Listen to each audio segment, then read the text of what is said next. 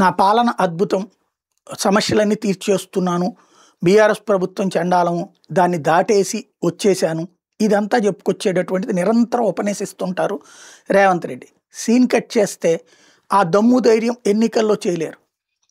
మొన్న జూబ్లీహిల్స్ ఎలక్షన్ అదృష్టవశాత్తు గెలుపు సాధ్యమైంది, గట్టి పట్టి సాధించగలిగాడు, అక్కడ వ్యూహం సాధ్యమైంది. కానీ స్థానిక ఎన్నికలు అంతకు ముందే జరగాలి, ఎన్నికలు జరపట్లేదు, భయపడుతూనే ఉన్నారు. ఇప్పుడు తాజాగా కోర్టు ఆదేశాల మేరకు జరపడానికి సిద్ధపడి మళ్ళీ దానికి బీసీల ఫిట్టింగ్ పెట్టి నెలల తరబడి డ్రాగ్ చేస్తూ వచ్చాడు. ఇప్పుడు తాజాగా 42% ఈవెన్ మహారాష్ట్ర ఇష్యూలో కూడా సుప్రీంకోర్టు తేల్చి చెప్పింది, మీరు కనుక 50% దాడి పెడితే అసలు ఎలక్షనే రద్దు చేసి పడేస్తామని కూడా వార్నింగ్ ఇచ్చింది. అది ఒక పక్కన రేవంత్కి సరైన వార్నింగ్ లాంటిది, అది రేవంత్కి కూడా వార్నింగ్ లాంటిది.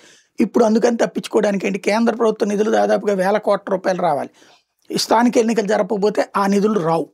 అప్పుడు 10 పైసలతో కూడా తిప్పలు పడాల్సి ఉంటుంది, జీతాలు పంచాయతీలకు కూడా రాష్ట్ర ప్రభుత్వం జేబులోంచి ఇచ్చుకోవాల్సి వస్తుంది. కాబట్టి ఇప్పుడు ఏమంటున్నాడు, ముందు పంచాయతీ ఎన్నికలు జరిపేస్తాడట.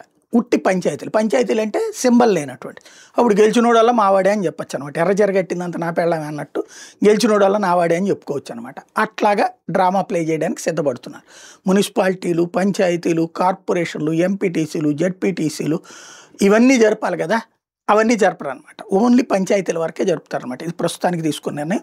ఇది చూపెట్టి ఆ తర్వాత నెక్స్ట్ చేస్తారట. అది కూడా డిసెంబర్లో అట, అదేదో వారోత్సవాలు దినోత్సవాలు జరిపి ఆ తర్వాత చేస్తారట. ఓవరాల్గా చూస్తే భయపడుతున్నట్టు స్పష్టంగా కనబడుతుంది.